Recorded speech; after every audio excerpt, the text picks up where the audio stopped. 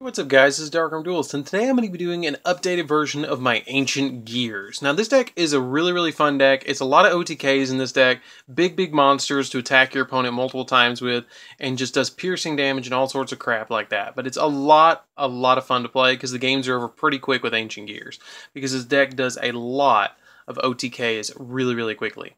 So before we get into this video, don't forget to click that bell right down there so you guys can become part of the notification squad. And if you're not a part of the notification squad or can click that bell, don't forget to subscribe before we get on. So we have a lot of interesting deck profiles, pack openings, and all sorts of fun stuff on this channel. So it'd be a shame if you guys missed out. So don't forget to subscribe.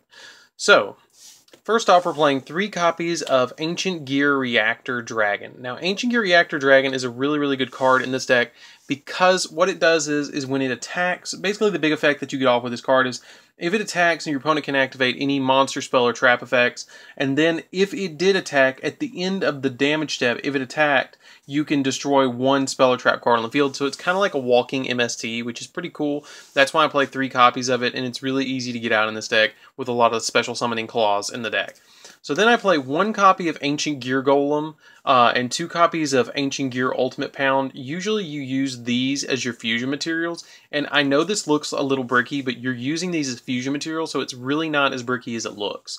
So a lot of times you need the extra Ancient Gear Golem to use to go into more of your like Megaton and stuff like that. If you can get 3 of these into a Megaton, you've automatically pretty much won, because you're going to attack your opponent and win, especially if you use Power Bond or something like that. So then we play 3 copies of the Searcher of the deck, which is like the Stratos of the deck, that when this card is normal summoned or special summoned, you can add 1 Ancient Gear card from your deck to your hand. Now this is any Ancient Gear card, so it's kind of like the Stratos of the deck, which is really good. Wyvern is probably what makes the deck flow so easily, and just a really awesome card. You have to play this at 3 when you're playing Ancient Gears. Highly recommend it. So then we play 3 of the new copy. I see sometimes people playing 2 of the new copy, but I like 3 of the new Ancient Gear frame, and this is one of those cards that I'm actually going to read to you guys. You can discard 1 card, add 1 Ancient Gear Golem, or spell a trap card that specifically lists Ancient Gear Golem in the text from your deck to your hand. You can only use the effect of him once per turn, and once per turn if this card attacks your opponent, cannot activate spell or traps until the end of the damage step. If this face-up card on its owner's control leaves the field because of an opponent's card effect, you can special summon up to 3 Ancient Gear Golems and or Ancient Gear Golem Ultimate Pounds from your hand, ignoring the summoning conditions. Yet another reason why we play 3 of the Ancient Gear Golems in a various asunder of number. And I think this card is crazy, and I don't know why you wouldn't play 3 of these. I know it's searchable by Wyvern, but 3 copies just seems optimal for me, so that's why I play 3. Then we play 3 copies of Ancient Gear Hunting Hound. This deck has a lot of 3-ofs, really, like, because you want to get your card, your playmakers, as quickly as possible. And if this card is a normal summon, you inflict 600 points of damage to your opponent. That can be irrelevant, but it can end a game as well, because it's like Cowboy for game. And its other effect is that basically you can use it as a polymerization to summon an Ancient Gear monster, which is really cool, while it's on the field. Then I play 2 copies of Ancient Gear Gadget. This is just kind of like for disruption for your opponent. That's basically the only reason I play it. And just for the searching utility, I still play 1 copy of Ancient Gear Box. 1 box is more than enough. Like, you do not need more than 1 box. And usually you're using this stuff as materials to fusion away, but that's what it does. I mean, this deck is pretty darn consistent. So that's it for the monsters. I also thought about throwing Predaplants in here to kind of give it another aspect, but I kind of want to see what they do on the ban list before I get there, because I'm anticipating them limiting Orthoscorpio. I see it happening. It's being played too much, and it's getting out of control, in my opinion. So, and I think they were talking about doing an OCG. I don't know if they did it in the OCG, but I'm thinking they're going to. So, we're playing 1 copy of Monster Reborn. Pretty self-explanatory. You can bring back your Reactor Dragons and stuff like that, and your Wyvern to get another search. Limiter removal. This card ends games. It just totally blows out the opponent and ends an entire game. I'm only playing 2 Terraformings. Some people will play 3. I think 2 is plenty because you get to search Gear Town with other means, so that's why I only play 2 copies of Terraforming to search our Gear Town. And plus, if you go through all your Gear Towns and you draw this, it's dead. So that's why I only play 2. Then I play 2 copies of Twin Twister. You need back row removal in this deck. Like, I cannot emphasize that enough that you need back row removal, because this deck focuses on attacking. And if they solemn strike your stuff, or they judgment or something like that, this deck dies. Like, you need the back row removal. That's why you have, like, Wyvern to bait them out, and you have Reactor Dragon to pop back row before you OTK and stuff like that. Then you play 2 copies of Overload Fusion. That's just in case you get your stuff, just in case stuff gets blown out. And usually you're going to summon out, the only card you're going to really summon out with that is your Ancient Gear, your Chaos Ancient Gear Giant.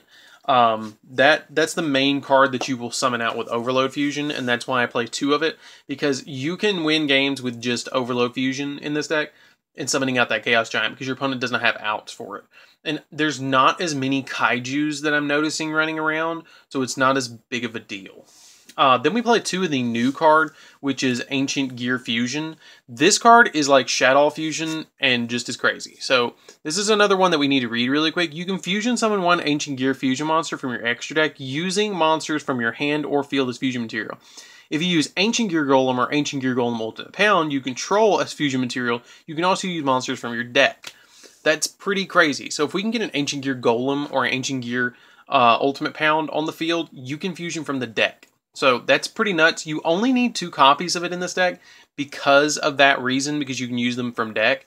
And you can search it with Wyvern because it's an Ancient Gear card, which is easy to get out. So that's why we only play 2 copies of it. And since it specifically lists Ancient Gear Golem and Ancient Gear Ultimate Pound, Gearframe can search it too. So that's why we only play 2 copies. Then I played 2 copies of Power Bond. Power Bond allows us to just make, like, Howitzer go up to huge amounts. It makes this new card, Megaton Golem, go up to huge amounts. But the main card that you're going to use it with is your Ultimate Ancient Gear Golem. That's the main monster you use it with to make it an 8800 Piercer, which is pretty nuts. So you're playing 2 of those. Then you play 3 copies of Ancient Gear Catapult. Catapult is when you control no monsters, you can target a face-up card you control, which is usually going to be your Gear Town or your Ancient Gear Fortress. And then if you do destroy it, which they benefit off being destroyed, then you can special summon an Ancient Gear monster from your deck, ignoring its summoning conditions, which can be ultimate, or can be your Ultimate Pound or your Ancient Gear Golems. And then you can banish this card from your graveyard, then target 1 card you control and then destroy it. And if you do special summon 1 Ancient Gear token, that's really good because you can link summon with the token, and Mrs. Radiant just makes him get bigger. And so we play Mrs. Radiant in this deck as well. Then you play 3 copies of Ancient Gear Town or Gear Town. You can normal summon Ancient Gear monsters for 1 less tribute. Not a big deal, but it can come in handy if you have like a Wyvern and you like use your Wyvern to Monster Reborn and then normal summon out your Ultimate Ancient Gear Golem, or not Ultimate, but Ultimate Pound or something like that for 1 less tribute. And then when it's destroyed and sent to the graveyard, you can special summon 1 Ancient Gear monster from your hand, deck, or graveyard. Usually you're going to grab it from the deck for deck thinning purposes, so that's a thing. So for the final 3 spells, we play 3 copies of Ancient Gear Fortress. This all works conjuncture with the Catapult. So during the turn they were normal or special summon, your opponent cannot target Ancient Gear cards you control with card effects, and they cannot be destroyed by your opponent's card effects either. So it basically makes them almost invincible. Like, they're untargetable and undestroyable, so they're walking Beelzes. And then your opponent cannot activate cards and effects in response to the activated effects of Ancient Gear cards or effects, which is really, really, really good. You want to get this on the field as quickly as possible. And if this card is destroyed in your spell and trap card zone, you can special summon an Ancient Gear monster from your hand or graveyard. Also, you cannot special summon a monster for the rest of the turn except for Ancient Gear monsters, which is no big deal because we're only going to be summoning Ancient Gear monsters in this deck. Anyways, just about, unless we link summon, which we'll do that at the beginning of the turn, not now. So that's it for the spells. Let's get into the single trap that we play in this deck. We only play 1, which is a really, really good card, and that is 1 copy of Ancient Gear Fusion. We're not worried about the Solemn Brigade because usually the game's over fast enough that we're not worried about it. By turn 3, we should have won with this deck. So once per turn, if you control no monsters, you can target one Ancient Gear monster in your graveyard and special summon it. So it's if your opponent blows your board, you can instantly special summon something back if you need to off of that. So this card adds a lot of combos with a lot of the stuff that you do. So one Ancient Gear Reborn, and it's searchable, so that's why we're only playing one. So that's it for the main deck, guys. Let's get into the extra deck. The extra deck should flow pretty quickly. We've got one copy of the new Ancient Gear Megaton Golem. This card's really, really good. It requires 3 Ancient Gear monsters, and if this card attacks, your opponent cannot activate spell or traps until the end of the damage step. And if this card was fusion summoned using 2 or more Ancient Gear Golems or Ultimate Pounds as materials, it can attack up to that number of times in the battle phase. So if you use that with Power Bond, it goes up to 6,600, and then it can attack according to the number of Ancient Gear monsters you used on it. And if this face-up fusion summon card is in its owner's possession, leaves the field because of an opponent's card effect, you can special summon one Ultimate Ancient Gear Golem from your extra deck, ignoring its summoning conditions. So it kind of like levels up as long as it leaves the field by an opponent's card effect, which is pretty darn cool. I like that a lot. And then speaking of our Ultimate Ancient Gear Golem, we play one of those. You really only need one of these. If you wanted to bump it up to 2, you could. If you started seeing that if you're making Megaton and it dies, and then you make this, and then you still can make another one, which you should have won by then, you can do that. It floats, which is really, really nice. I really, really like Ultimate Ancient Gear Golem because there's so many OTKs based off of just this, and it's the old school Ancient Gear fusion. Then we play 2 Chaos Giants. It's immune to everything just about, except Kaijus. And it can attack all monsters your opponent controls once each, and it inflicts piercing damage too. And it's a 4,400 beater, so it's easy to make, easy to summon, easy to win with it. If your opponent has a couple of monsters on the field and you just bust at them with a 4,500 beater that pierces, they're not going to have a good day. Then for the final fusion, we're playing Howitzer. We're playing double Howitzer. It's unaffected by other card effects, and during your main phase, you can inflict 1,000 points of damage to your opponent. And then once per turn, if this card is destroyed by battle and sent to the graveyard, you can special summon one Ancient Gear monster from your deck, ignoring its summoning conditions. So they got to beat 1,800, which is not too bad. But if they do, you're going to summon out an Ancient Gear Golem or a Reactor Dragon. So that's why we play a bunch of different monsters to special summon off of our Howitzer effect. Then for the Link monsters, we're playing a Borreload. It's not that hard to go into Borreload in this deck at all. One Yugioh, again, not that hard to go into it. I'm still proxying this. I'm waiting for the Megaton reprint. But Yugioh is really, really easy to go into in this deck, like stupid easy. Double Mrs. Radiant, because it's just about all Earth except for Chaos Giant, which is unaffected by everything anyway, so it's not a big deal. And if you can make 2 of these fusions in conjunction, your opponent is going to scoop. 2 Genius. Genius is really, really fun to play around with in this deck. It's really easy to get off. And it's a lot of fun because it just takes 2 machine monsters to summon it. Then I play True King of All Calamities. This is interesting. I don't see a lot of people playing this deck, and I don't know why, because these are level 9s, and if you summon 2 of these, you have a walking skill drain. So that's why I play it at 1. Crooked Cook, because it blows up boards, and it lets you special summon multiple Ancient Gear monsters by doing that.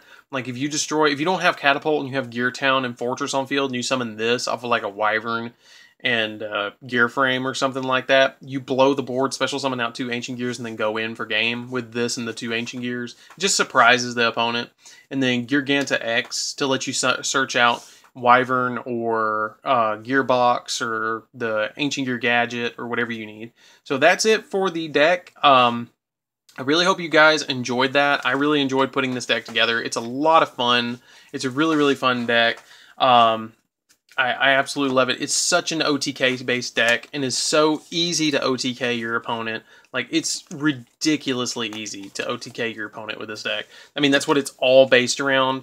It was played by one of my least favorite characters in the show, which was Crowler. But then when they introduced it in Arc 5, it was nuts. And it just took the deck over the limit. So, anyways, guys, this is DarkArmedDuelist. Don't forget to hit that bell down there. And don't forget to subscribe and check out my Patreon down in the description below. And I'll see you guys in the next video. See you around, guys.